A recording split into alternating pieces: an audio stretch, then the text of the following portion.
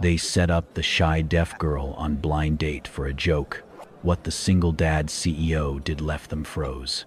The hum of fluorescent lights echoed softly across the open concept floor of Genevant's Medical Technologies, one of the most respected biotech firms in the state.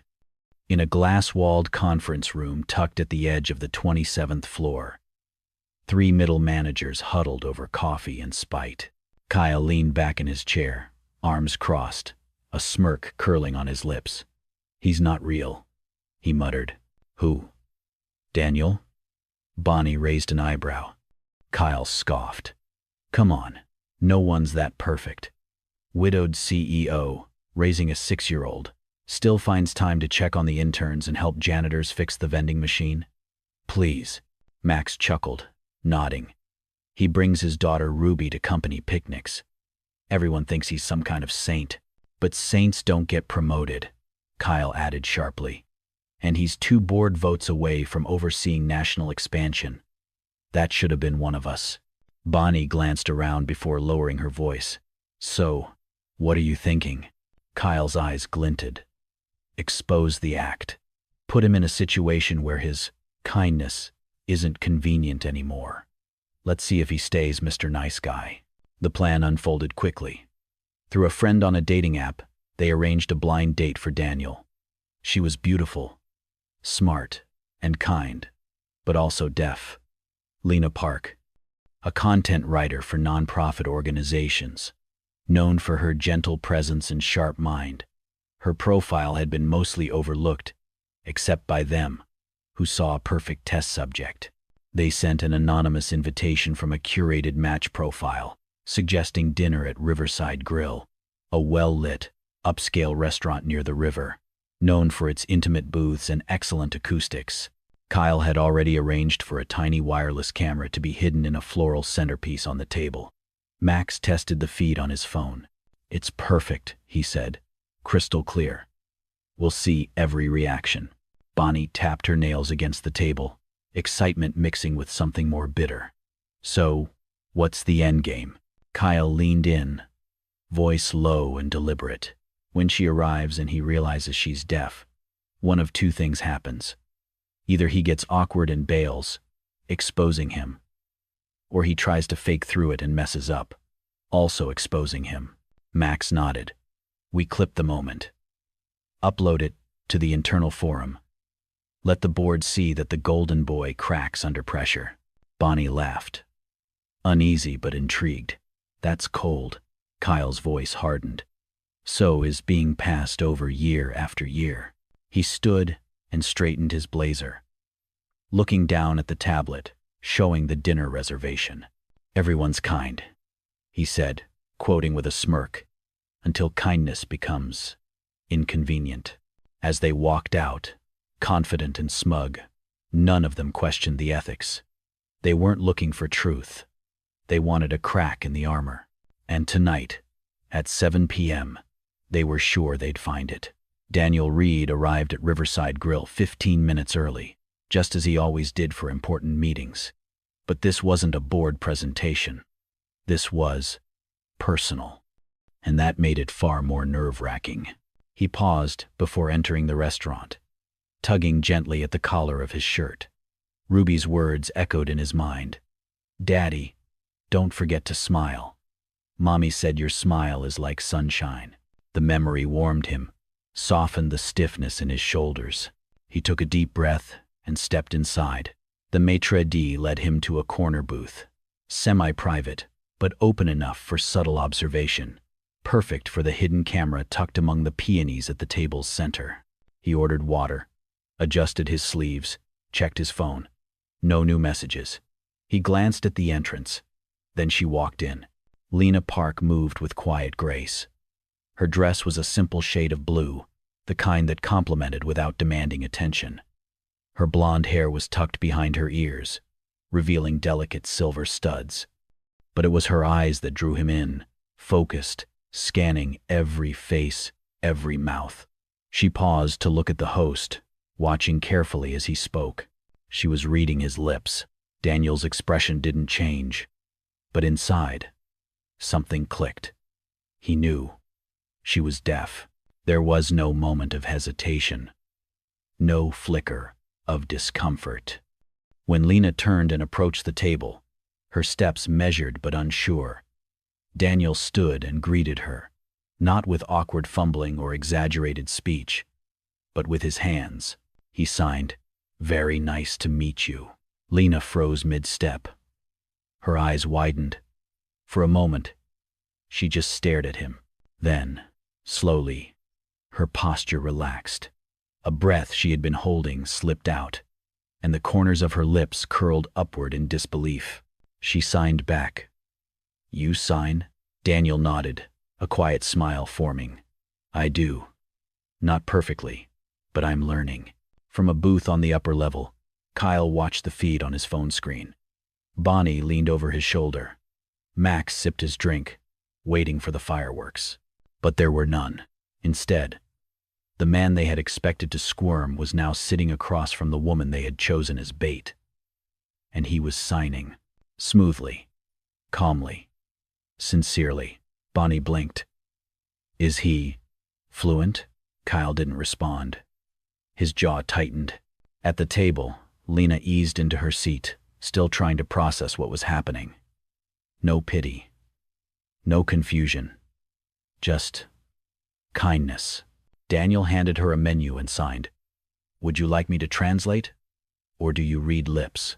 Lena shook her head lightly, a small smile playing at the corner of her mouth. "I read. But thank you."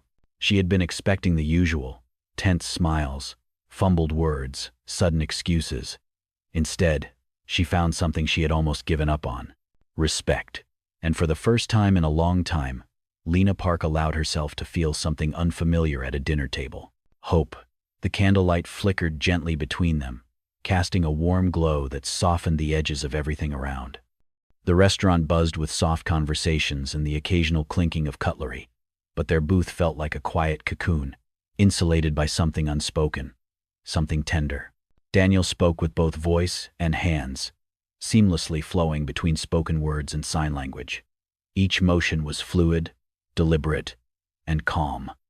When the waiter brought the menus and began rattling off specials, Daniel glanced at Lena and began signing every word, slowly, gently, with the ease of someone who had long been comfortable in silence. "The sea bass is their specialty," he said out loud while signing. "But the mushroom risotto is what I usually come here for." Lena watched him, first with guarded curiosity, then slowly, her expression softened into something warmer. She nodded, choosing the risotto, not because of his suggestion, but perhaps because it was the first time in years someone had made her feel included without making it a spectacle. As they ordered, Daniel made sure not to over-explain, not to overcompensate. He didn't treat her deafness as a problem to solve, just a part of the conversation. The subtlety of it, the respect embedded in each gesture, was disarming. Lena found herself leaning forward slightly, her eyes brighter. She signed, "I write stories." Daniel smiled. "For who?" "Non-profits. People who don't have voices. I help tell their stories."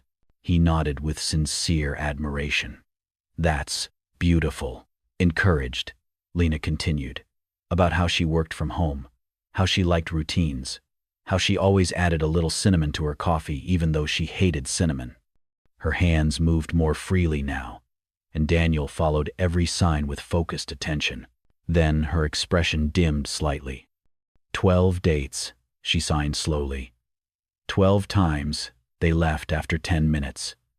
Or worse, they stayed and pitied me. She paused, eyes shimmering. They didn't see me. Just the deaf girl. Daniel didn't rush to comfort her. He didn't say, "That's terrible," or "You deserve better."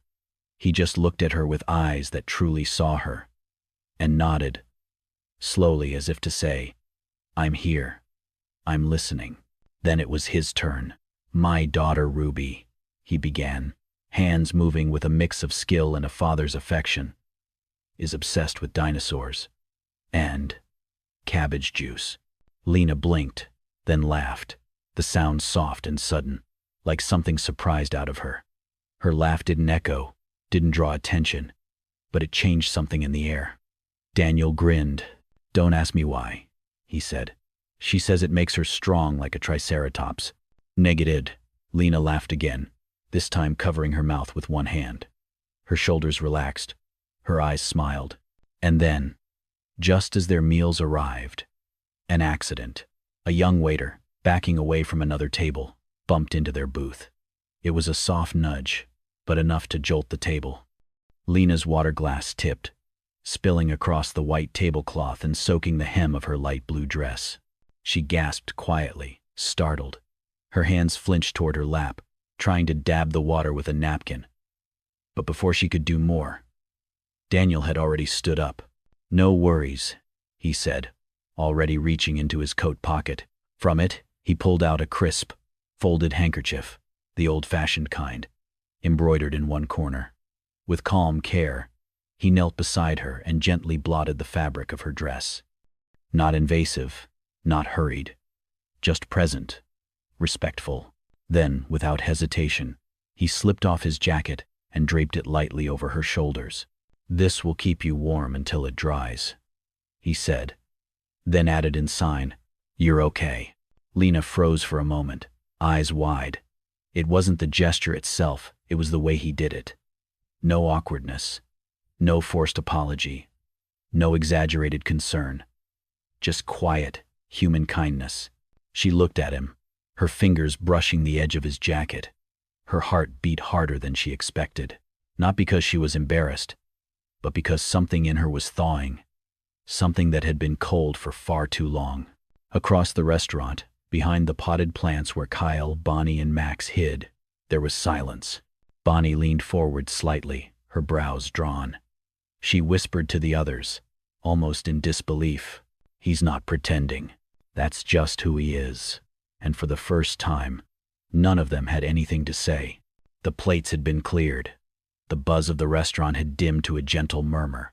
Lena and Daniel sat across from each other, no longer leaning forward in anticipation, but resting into the comfort of something real, something rare.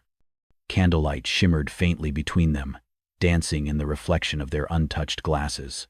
Lena traced her fingertip along the rim of her water glass, eyes down for a moment before she looked up, not at Daniel's lips this time, but straight into his eyes. Her hands moved slowly. "I used to think I was too hard to love." Daniel didn't interrupt. He simply nodded once. Subtle, grounded, present. She continued, more fluidly now, fingers speaking the words her heart had held for too long. "Not because I'm deaf, but because no one ever tried long enough to know who I really am." Her eyes didn't fill with tears. She was past that stage. This wasn't sadness. It was quiet truth, laid bare. They saw the silence, the hands, the pauses, and they assumed that meant I was incomplete. They never saw the rest of me. Daniel leaned in slightly, arms resting on the table, gaze still steady. He signed back. "They were wrong." Then his voice broke the stillness, gentle, low. "When Ruby was 2, my wife passed away. Heart failure. We had no warning." He paused, his fingers moving in tandem with his words. "Suddenly I wasn't just a father. I was everything." Lena's expression softened. She tilted her head, listening not only with her eyes but with something deeper. Every diaper, every nightmare, every silly dinosaur obsession. "All on me." He chuckled softly, not with bitterness, but fondness. "There were nights I'd lie awake and wonder if I was doing it right. If she'd grow up thinking she had half a parent." His hands slowed. His shoulders relaxed. "But she taught me something I thought I'd forgotten, that even broken hearts still have room to love." Silence fell between them. Not the kind that screams awkwardness, but the kind that only exists between two people who've seen things, survived things. Lena reached forward slowly and touched the edge of his sleeve. "Ruby's lucky." He smiled. "So am I." Then, Daniel's eyes drifted, not to her, but to the surface of his water glass. Something caught his attention. A small flicker, a glint, a reflection. He leaned slightly, narrowed his gaze. There, distorted by the curvature of the glass, was the unmistakable outline of a lens. A camera. He turned slowly, deliberately. Above and behind them, on the mezzanine level, he saw them. Kyle, Bonnie, Max, half hidden behind a potted plant, peeking down with pale faces. Daniel's jaw tightened. His chest rose once in a slow inhale, then fell. He looked at Lena. For a second, the weight of the betrayal pressed against him. Not just for himself, but for her. She noticed the change in his face. But before she could sign a question, he stood up. "Excuse me," he said softly, then turned toward the stairs. Lena watched as Daniel made his way to the upper level, his stride calm but purposeful. The three culprits scrambled to appear casual, but the guilt clung to their faces like a stain. He didn't raise his voice. He didn't cause a scene. He simply stood before them and said, clearly, "You tried to use her. A woman with more strength and dignity than any of you will ever understand.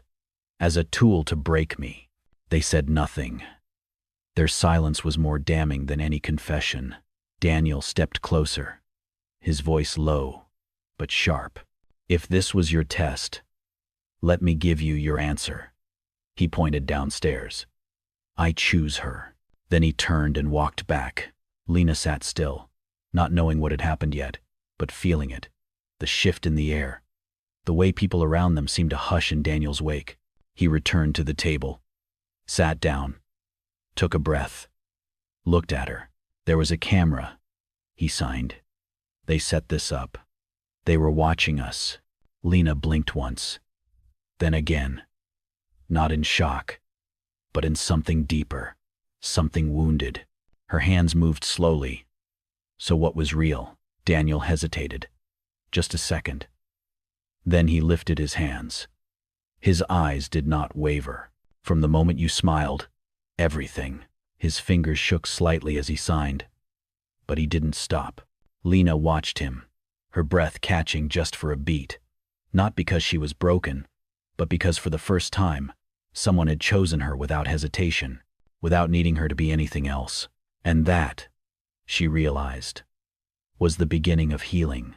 Daniel drove home in near silence, his hands relaxed on the steering wheel, headlights sweeping through the quiet streets. A soft piano melody played on the radio, instrumental, calm, but halfway through, he turned it off. Silence felt more honest tonight. At a red light, he stared ahead, then slowly lifted one hand off the wheel. Without thinking, his fingers moved. Happy. It was simple. A sign he had taught Ruby months ago. One he hadn't used for himself in years. Back home, the house was dark except for the warm glow of a nightlight in Ruby's room. Daniel walked in and found her curled beneath her dinosaur blanket, clutching her favorite triceratops like a shield. He sat on the edge of the bed and watched her breathe, slow and steady. She had been his world for so long. His anchor, his purpose. But tonight, something shifted. For the first time, he thought, Daddy doesn't feel alone. He kissed her forehead, whispered something only she would understand in her dreams, then quietly left the room. Across the city, Lena closed her apartment door behind her and leaned against it, her shoulders dropping, fingers still trembling. The night had been unlike anything she expected, and somehow, that made it scarier. She walked to the bathroom, sat in front of the mirror, and studied herself. Her eyes, still wide with disbelief. Her lips, slightly parted from words never spoken aloud. She reached up and gently touched the edge of her ear. It wasn't shame. It wasn't regret. It was remembrance. Of all the times she'd sat here before, wondering if she was unlovable. Tonight, for the first time, that thought didn't come. She turned on her laptop and opened a bookmarked folder. ASL practice. Personal. She watched an old video of a woman signing slowly. "Thank you for seeing me." Lena paused, rewound, and tried it herself. Her hands moved carefully, a little shaky at first. "Thank you for seeing me." And then again, smoother, more certain. She let the video play once more, this time letting it echo in her silence. And in that small apartment, where she had once felt invisible, Lena Park smiled, not because someone had saved her, but because someone had seen her. It was a quiet, golden afternoon when Lena stood in front of Daniel's house, holding a small bouquet of wildflowers she had picked on her way. She hesitated just a second before pressing the doorbell, her heart racing faster than she expected.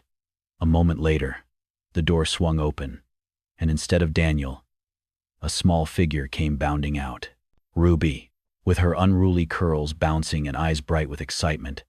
The 6-year-old skidded to a stop in front of Lena, taking a deep breath like she had rehearsed for this very moment. Her little fingers moved slowly, deliberately. "Hi. You are pretty." The signing was imperfect, choppy, some shapes slightly off, but the intention was clear. Lena's eyes widened. Her hands trembled as she dropped to her knees, meeting Ruby at eye level. Tears welled up without warning. No one had ever done that for her before, not after just one meeting. Behind Ruby, Daniel stepped out onto the porch, hands in his pockets, watching quietly. When Lena looked up, he offered a sheepish smile. "We just started learning this week," he said gently. She really wanted to say hello. Lena looked back at Ruby, and, with fingers steadier now, signed, "Thank you. You're wonderful." Ruby grinned, then reached out to grab her hand. "Come on. We made lemonade." Inside, the house smelled faintly of cinnamon and something slightly burnt. The space was lived in but cozy. Children's books stacked beside a plush dinosaur. A blanket fort half folded on the sofa. Lena felt oddly at home. Soon, the three of them gathered in the kitchen. Ruby insisted Lena sit with her on the floor, where she enthusiastically introduced her to the signs for butterfly, heart, and family. Lena, laughing softly, corrected a few movements and added new ones. Daniel watched from the doorway, arms crossed, his smile quiet but full. In that moment, watching his daughter signing with a woman he barely knew but somehow already trusted, something shifted inside him. The silence in the house, which used to echo, now felt full. Suddenly, Ruby sat up with wide eyes. "Let's bake cookies." "Daddy, can we?" "Lena, do you like chocolate?" Lena nodded and signed, "Very much." The kitchen turned into a whirl of activity. Ruby measured flour with messy enthusiasm. Lena stirred in the chocolate chips. Daniel was in charge of the oven, though that quickly proved to be a mistake. 15 minutes later, the smoke alarm chirped faintly. Daniel opened the oven to reveal a tray of very charred, very unrecognizable cookies. Blackened edges curled like ancient relics. Ruby gasped. "Daddy," she burst out laughing. "You made chocolate rocks." Lena laughed too, a sound that echoed in the kitchen, light and unrestrained. She hadn't laughed like that inside someone's home in years. Daniel held up his hands in defeat. "I'm officially banned from baking," he said, with mock solemnity. Ruby, still giggling, grabbed a cookie and made a dramatic show of biting into it, then pretended to faint. So crunchy. Despite the disaster, the three of them gathered around the kitchen table with mugs of warm milk and pieces of slightly burnt but still edible cookie centers. They ate, laughed, and shared stories. Ruby talking about her favorite dinosaurs. Daniel sharing the story of how he once accidentally wore mismatched shoes to a board meeting. And Lena explaining how she once misread a client's email and thought they wanted a love poem for their nonprofit's annual report.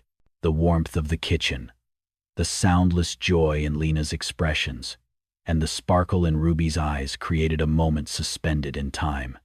It was imperfect, chaotic, and completely beautiful. As the evening drew to a close, Ruby yawned and climbed up onto the couch, pulling a blanket over herself. She leaned her head against Lena's arm and mumbled sleepily, "I think you're Daddy's magic." Lena froze, eyes wide. She looked over at Daniel, who had gone still, too. Their eyes met across the living room.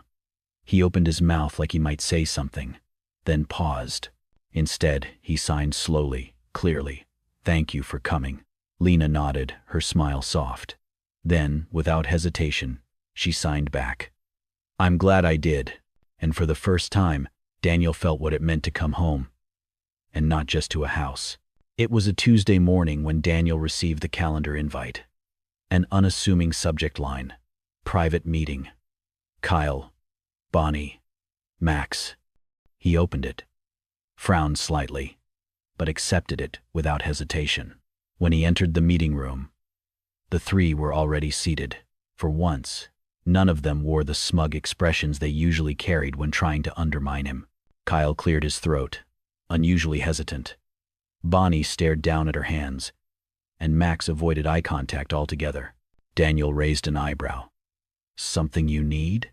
Kyle nodded, then pulled out a tablet and hit play. The room filled with soft sounds from the video, the footage from the hidden camera at Riverside Grill. The plan had been to capture Daniel faltering, fumbling, rejecting the date once he discovered Lena was deaf. Instead, it showed none of that. There was Daniel, gently signing. "Nice to meet you." There was Lena, her eyes lighting up. There were long moments of laughter, warm glances, shared silence over truthfully painful memories. There was the moment Daniel stood, gently wrapping his coat around Lena's shoulders after a spill. By the time the footage ended, no one said a word for a full 30 seconds. Bonnie's voice finally broke the silence, raw and small. "We thought we could expose you, but all we exposed was how wrong we were." Daniel remained silent, arms folded. His face didn't show anger, only quiet disappointment. When he finally spoke, it was calm but firm. "Is this all of it?" he asked. Kyle nodded. "Yes, and you planned this because you thought..." "What?" "That kindness is a performance." Max mumbled. "We didn't think it was real." Daniel paused, then said, "Thank you for finally seeing that it was." He didn't threaten to report them. He didn't demand punishment. He simply stood and said, "I believe how we make things right says more about us than how we messed up." And then he left the room. 3 days later, the company's CEO held an all-staff meeting. After the usual quarterly updates, he looked around the room with a smile. "There's one more thing," he said. "We're thrilled to announce that Daniel Reed will be stepping into the new role of Regional Managing Director." Applause filled the room. Daniel gave a polite nod.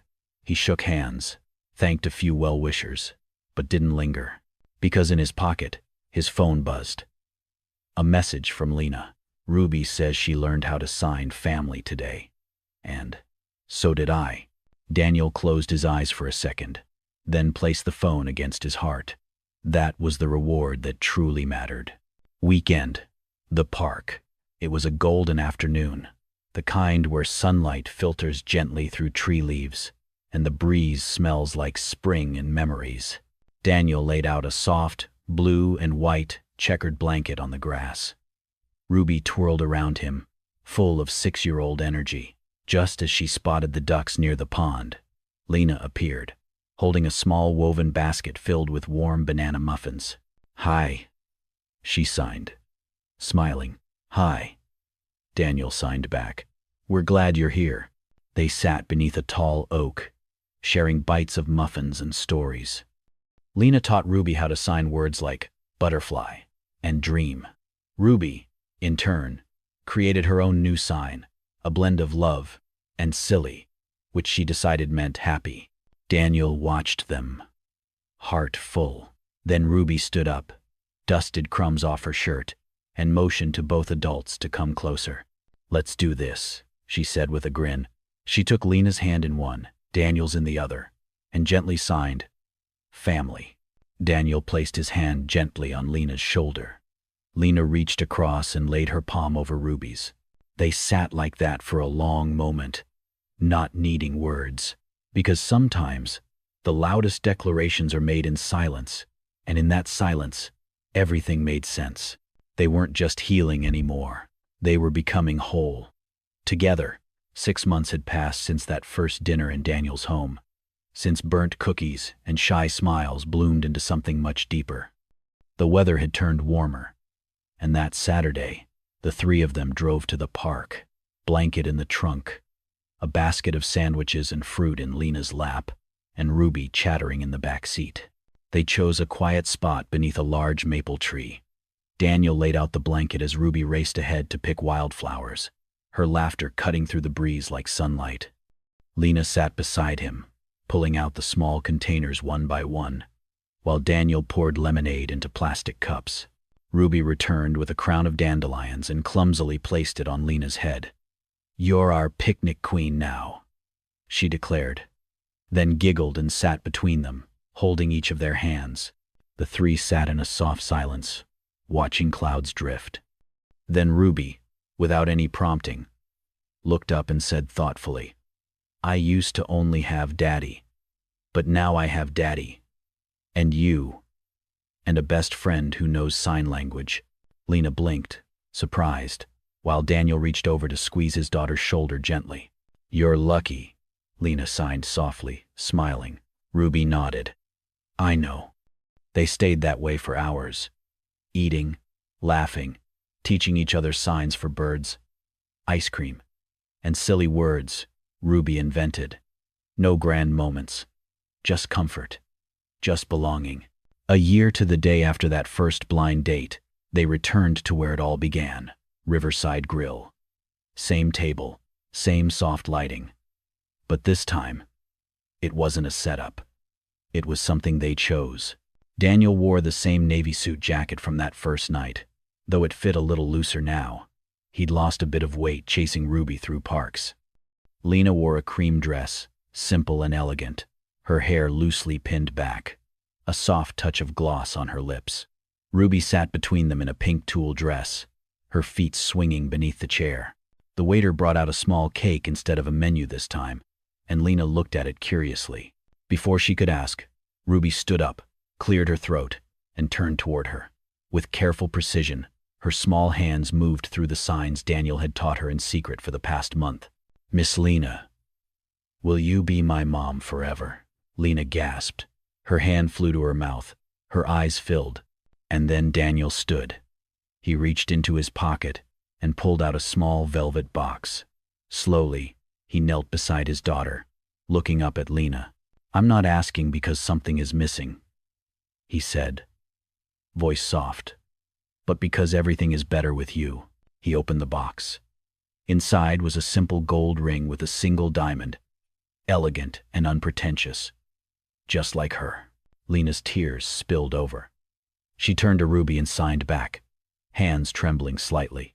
"Yes, I would love to be your mom." Then she turned to Daniel and whispered, "Yes." But instead of saying anything more, she gently lifted her hands and signed. "Family is not something we have. It's something we choose."